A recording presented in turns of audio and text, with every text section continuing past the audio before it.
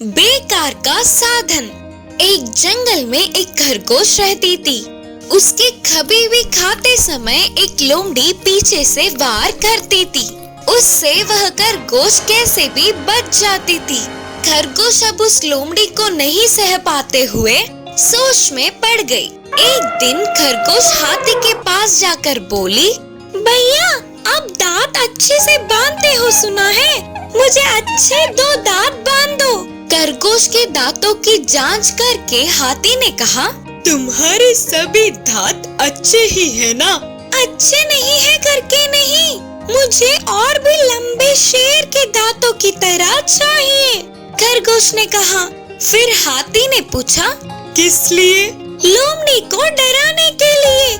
मैं उसे नहीं सह पा रही हूँ। उसे देखने पर मुझे भागना पड़ रहा है। आगे से वही मुझे देखकर भागेगी। उस पर हाथी खूब हंसकर खरगोश को 2 बड़े डरावने दांतों बनवा दिया। खरगोश अपने आप को शीशे में देखकर बोली, अद्भुत, अब देखती हूँ उस लोमड़ी को। बोलकर उस लोमड़ी को ढूंढते हुए गई। उसके थोड़ी दूर जाते ही पेड़ों के बीच लोमड़ी दिखी।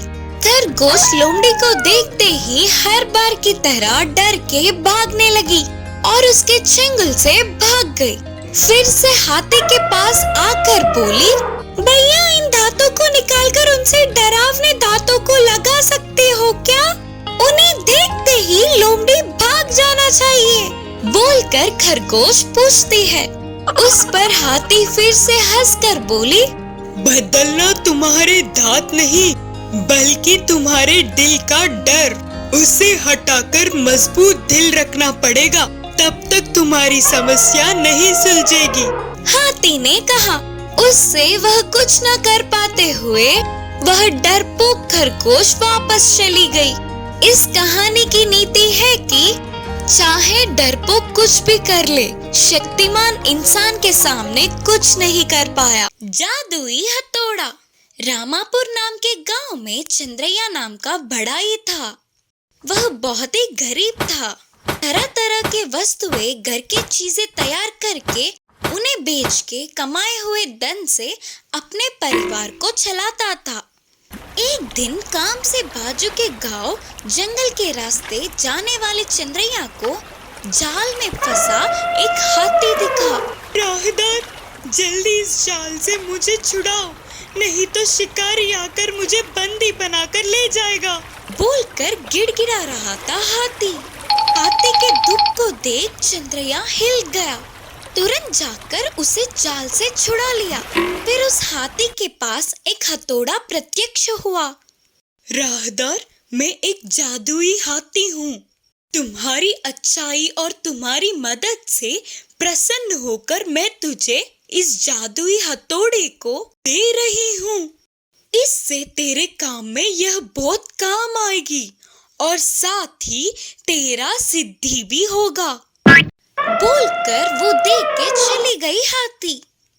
उस जादुई हथौड़े को घर लाने वाला चंद्रैया उससे अपने खेती का काम और घर के चीजों के तैयारी में उपयोग किया।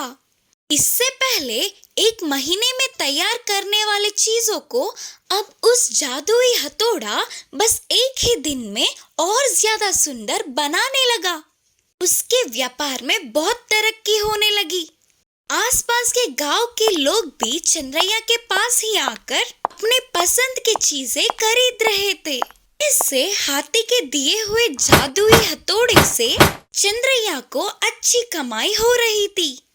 सभी के जुबान पर सिर्फ चंद्रैया का ही नाम होने पर उन सब से चंद्रैया के बारे में जानने वाले बड़े चोर सोम और दाम उसी रात को बिना आवाज किए दीवार कूदकर घर में घुसे। तब तक चंद्रैया तो गहरी नींद में सो रहा था। अरे वाह, शेर तो गहरी नींद में है। क्या टाइमिंग है यार अपनी। सोना और कैश जितना चाहे उतना चुरा लेंगे रे। ऐसे दोनों चोरों ने सारे कीमती चीजों को अपने बस्ते में डालने लगे। थोड़ी देर में उन्हें एक पेटी में संभाल के छुपाई हुई हथौड़ा दिखा तो उसे देख के वे चौंक गए। हमारे तालों को खोलने के लिए ये काम आएगा ना रे? हाँ, पेटी में ऐसे छुपाया है ना, तो बहुत कीमती होगा। सोचकर दोनों चोरों ने इसे लेने का प्रयास किया। इतने में वह हथौड़ा उड़ के दूसरी जगह चली गई। अरे अरे, ये क्या है रे? हमसे ही खेल रहा है। हाँ, हमें नहीं जानता है ना भाई। फिर दोनों ने उस हथौड़े को पकड़ने की कोशिश की। बाप रे बाप, ये तो कोई साधारण हथौड़ा नहीं है, ये तो जादुई हथौड़ा है रे, भागो। हाँ भाई, आपने सही कहा, चलो यहाँ से भाग जाएंगे। दोनों चोर सोम और दाम चुराए हुए सामान को वहीं छोड़कर अपने प्राणों को बचाने के लिए भागने लगे। शेर की तरह बदलने वाली पप्पी। एक जंगल था। उस जंगल में एक साधु आश्रम का निर्माण करके वहीं पे ध्यान में लीन रहता था। किसी के भी मदद मांगने पर हमेशा मदद करता। उनकी इस अच्छाई को सारे जानवरों ने जान लिया। हर तरह के जानवर आश्रम में आकर खुशी से खेलते थे। और तो और जंगली जानवर भी बाकी के पालतू जानवरों से मिलजुल कर रहते थे। एक दिन उस साधु के आश्रम में न जाने कहां से एक पप्पी आई और उस साधु को वह बहुत प्यारी लगने पर वह पालने लगा। एक दिन पप्पी आश्रम से बाहर आकर जंगल में कुछ दूर तक गई। ऐसे अकेले जा रहे पप्पी को एक चीता ने देखा, तुरंत उसके पीछे पड़ गया। पप्पी जल्दी जल्दी भाग के साधु के पीछे छुपकर अपने डर का कारण बताया। तब उस साधु ने पप्पी को अपनी शक्ति से उसे चीता के रूप में बदल दिया। अब चीता बनने वाला पप्पी फिर से जंगल में गई। इस बार उसके पीछे एक बाघ पड़ा। वह फिर से साधु के पास जाकर मदद मांगी। तब साधु ने उसे बाघ की तरह बदल दिया। उस रूप से जंगल में जाने वाली पप्पी को एक जंगली हाथी ने उसका रास्ता काटा। तो इस बार साधु ने तो उसे शेर ही बना डाला। महाराज शेर के रूप में बदलने वाली पप्पी को घमंड आया और उसने जंगल के सभी जानवरों को नीचा दिखाया और तो और छोटे छोटे जानवरों को भी हानि पहुंचाया। उसके आने की भनक से ही सारे जानवर भाग जाते थे। आखिर में शेर बनने वाला पप्पी साधु को ही मारना चाहा। यह बात अपनी तपस्वी शक्ति से जानने वाला साधु उसे फिर से पहले की पप्पी की तरह बदल दिया और तुरंत उसे आश्रम से भी भगा दिया। इस कहानी से हमें यह सीख मिलती है कि हमारी भलाई चाहने वालों की बुराई हमारा ही नष्ट होगा। माँ बतख की चतुरता। एक जंगल के नदी में माँ बतख अपने बच्चों के साथ मिलकर रहती थी। ये सब नदी में आराम से घूमकर उनके लिए पर्याप्त भोजन को समेटकर खुशी से रहते थे।